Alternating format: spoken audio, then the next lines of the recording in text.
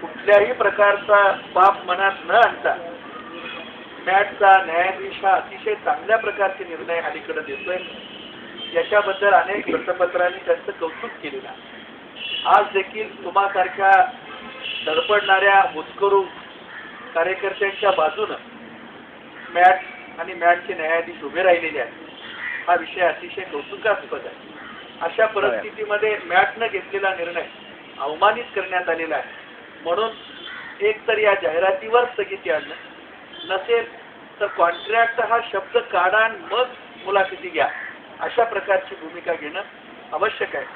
आपण दिलेलं जे निवेदन आहे हे निवेदन आमच्या प्रधान सचिवांच्याकडे देऊन आपण या कर्मचाऱ्यांशी आपण चर्चा करा आणि यांना कायमस्वरूपी नोकरीत घेण्यासाठी आपल्याला जर लोकसेवा आयोगाला विनंती करण्यात आली तर तशा प्रकारची विनंती करा, अशा प्रकारची सूचना मी माझ्या सचिवांना देतो.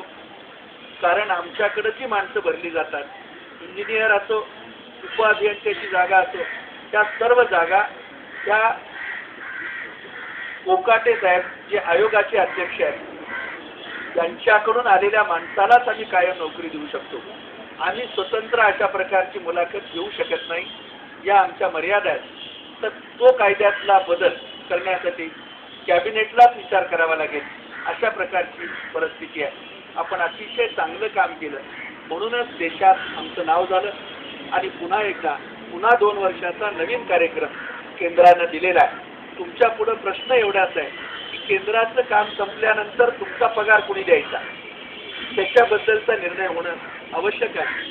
आणि कायम स्वरूपाचा निर्णय, कायम हा शब्द न ठेवता जो टेम्पररी कॉन्ट्रॅक्ट बेसवर घेतोय आम्ही आणि 2 वर्षासाठीच घेतोय, अशी जाहिरात करून घेत आहे.